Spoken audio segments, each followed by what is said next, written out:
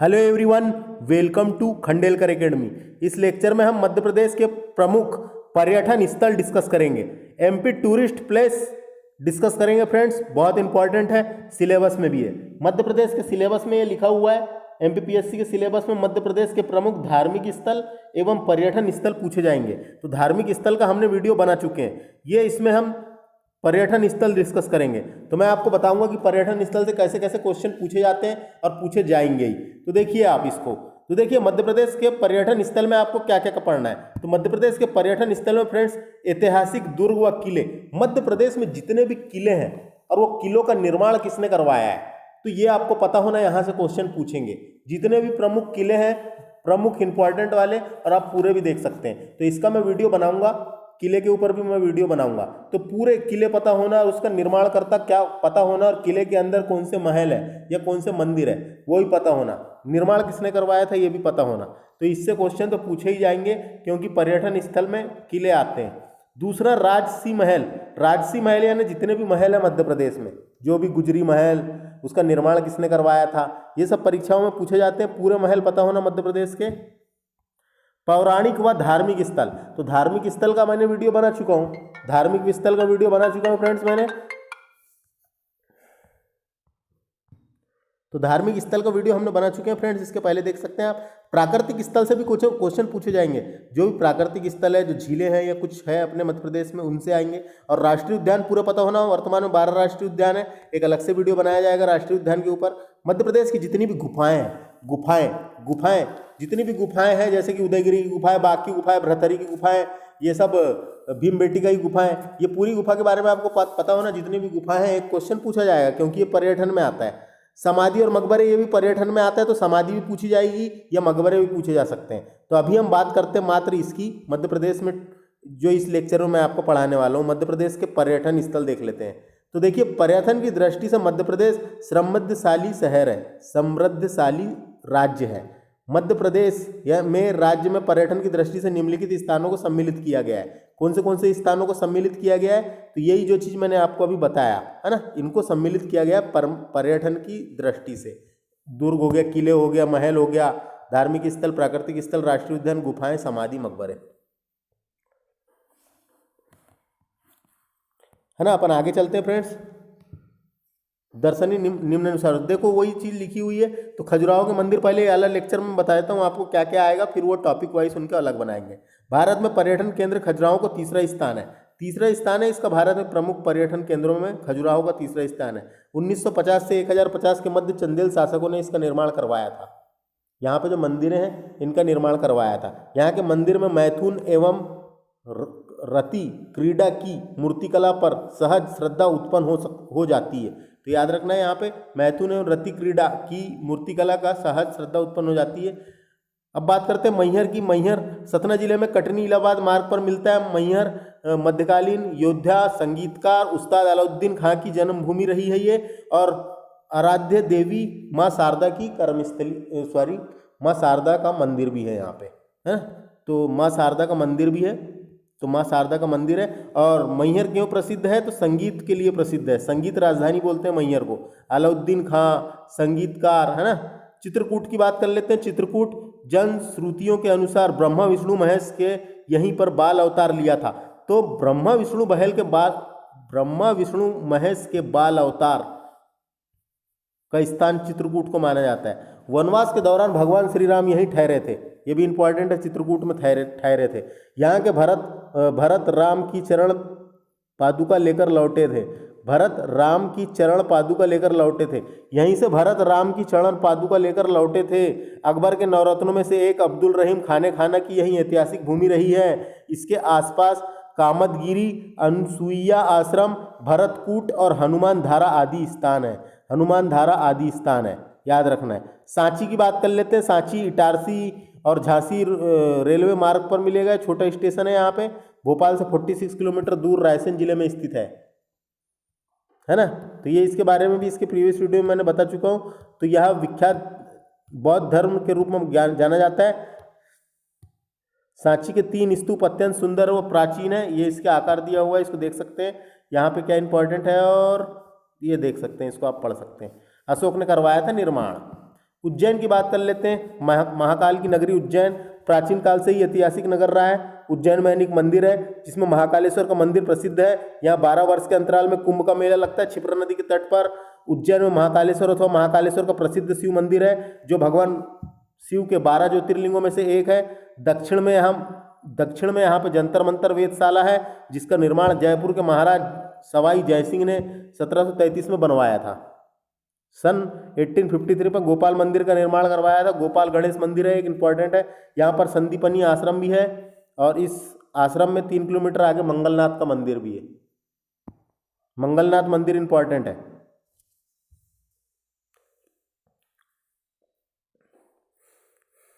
भृतहरि की गुफाएं भी उज्जैन में है।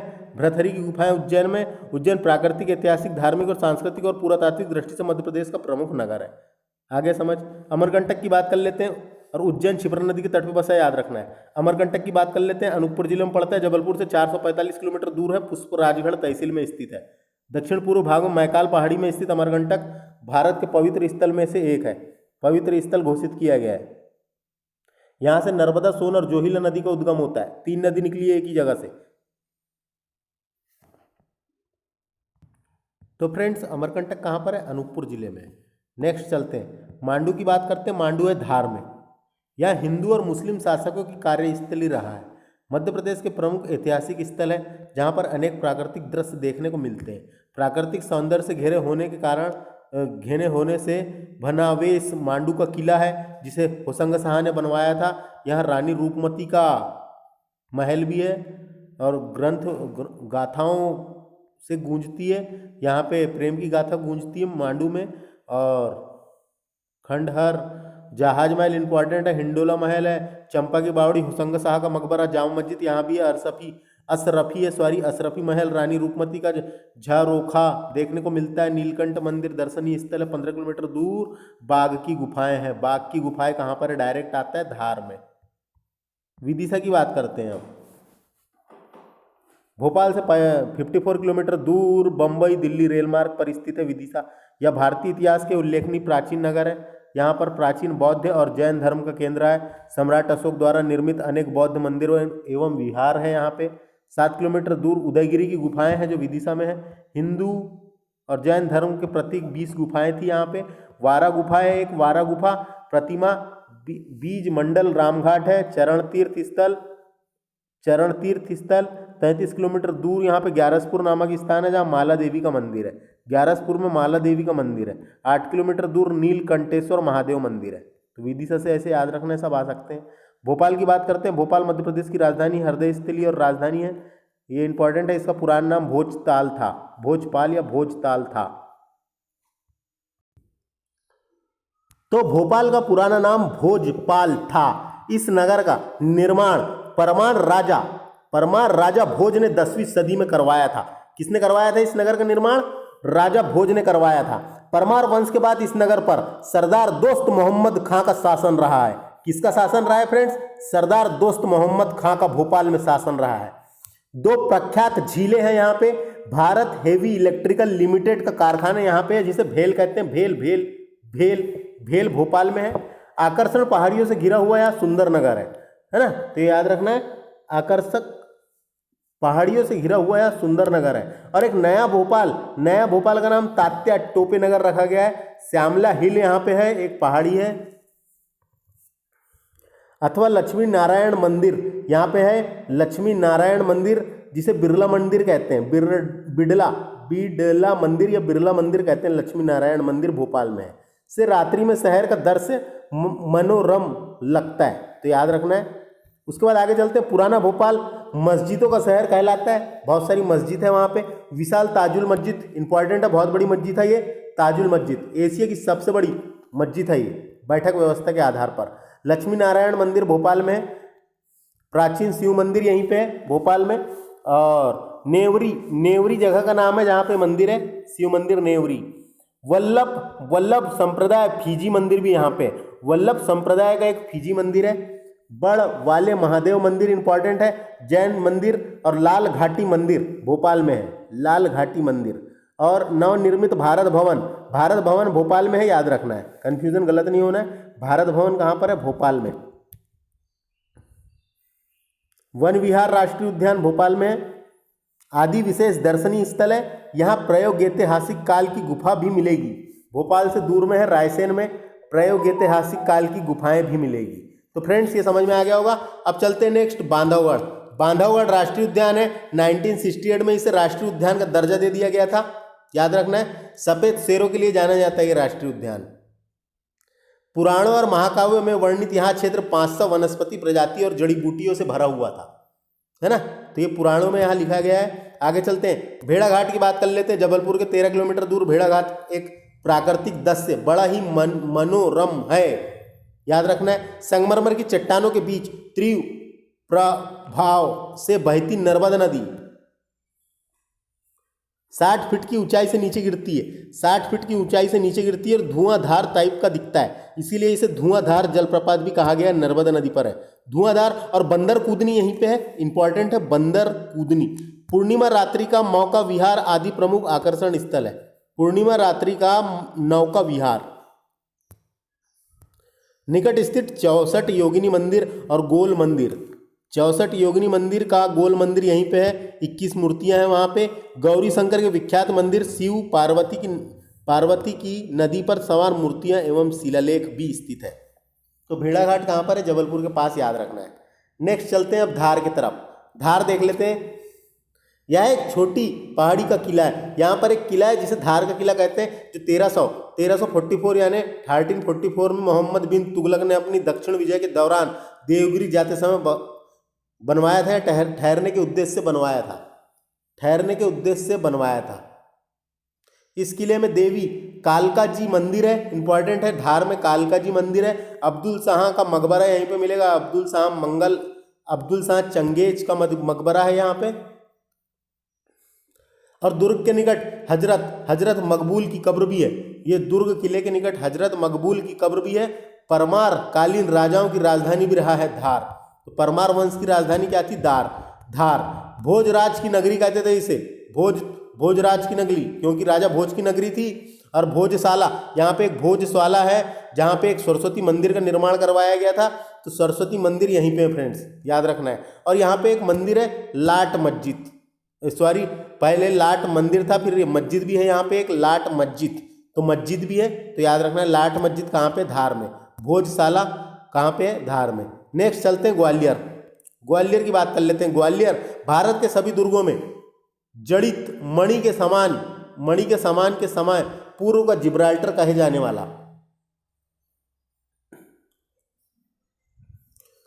ग्वालियर के किले को पूर्व का जिब्राल्टर, भारत का जिब्राल्टर भी कहा जाता है और पूर्व का जिब्राल्टर भी कहा जाता है ना। इसे किलो की मणि भी कहा जाता है, किलो की मणि भी कहा जाता है।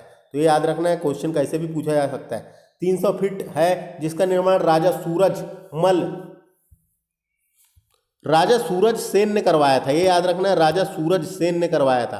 यहाँ के प्रमुख आकर्षण स्थल है सूर्य मंदिर, इंपॉर्टेंट है। सूरज कुंड, मान मंदिर ग्वालियर में है। सूरज कुंड है यहाँ पे, मान मंदिर है। गुजरी महल इंपॉर्टेंट है, गुजरी महल संग्रहालय। सास बहू का मंदिर ग्वालियर में है। तेली का मंदिर, ये द्रविड़ शैली का मंदिर है। सूफी संत मोहम्मद गौस का मकबरा पूछा जाता है, ये कहाँ पे है? सूफी संत मोहम्मद गौस का मकबरा है ग्वालियर में। सम्राट तानसेन और रानी लक्ष्मीबाई की समाधि कहाँ पर है? ग्वालियर में, याद रखना है। महाराजा सिंधिया का संग्रहालय, सिंधियाओं का संग्रहालय था इधर साइड। और चिड़ियाघर यहीं पे है, एक चिड़ियाघर भी है, सिंधिया संग्रहालय और चिड़ियाघर। और यहाँ एक प्रमुख औद्योगिक नगर है। तो ग्वालियर से इतना ही।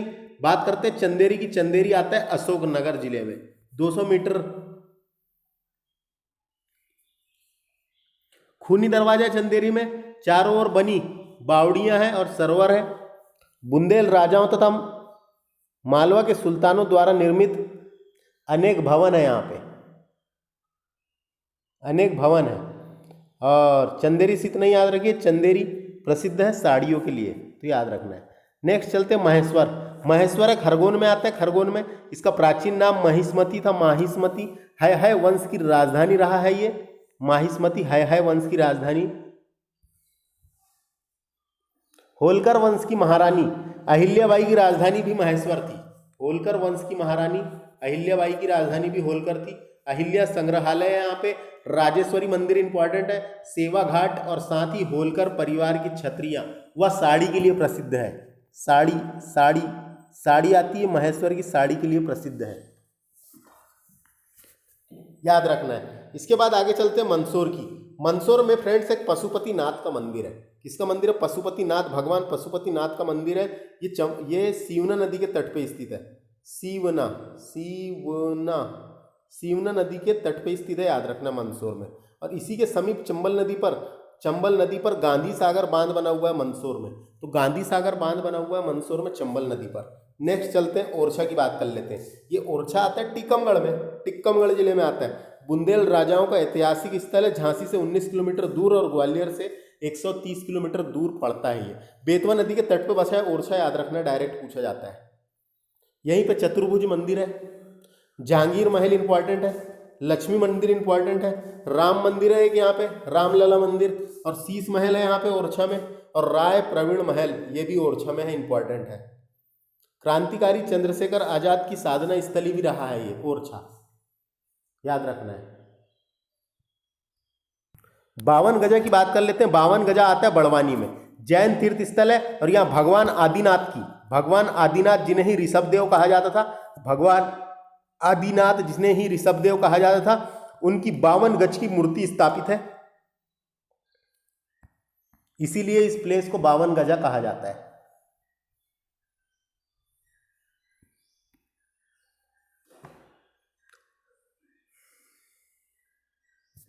नेक्स्ट चलते हैं शिवपुरी में एक राष्ट्रीय उद्यान है जिसका नाम माधव राष्ट्रीय उद्यान। 1958 में इसे राष्ट्रीय उद्यान का दर्जा दिया गया था और ये टाइगर प्रोजेक्ट में शामिल नहीं है, ये याद रखना है, ये याद रखना है फ्रेंड्स, है ना, इससे इतना इंपॉर्टेंट है।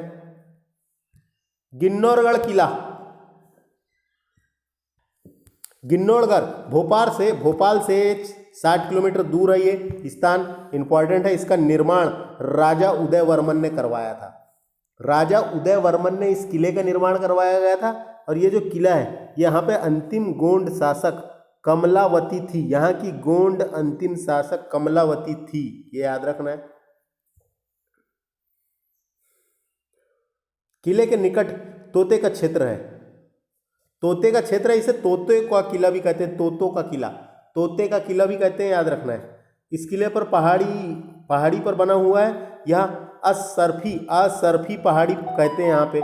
इस दुर्ग के सभी महल विशेष दर्शनीय है और अनेक ऐतिहासिक इमारत महत्व है जो पर्यटकों के लिए विशेष आकर्षण का केंद्र है। बात करते हैं मुक्तागिरी। मुक्तागिरी एक जैन तीर्थ स्थल है फ्रेंड्स। मुक्तागिरी एक जैन तीर्थ स्थल है, ये बैतूल जिले में आता है। 52 मंदिर है यहाँ पे, कुछ मंदिर चट्टानों के अंदर है, ये याद रखना है, आप देख सकते हैं। तो ये डायरेक्ट पूछा जाता है कहाँ पर है मुक्तागिरी। आगे बात करते हैं बाघ की गुफाएं। बाघ की गुफाएं धार जिले में, धार जिले में, है ना।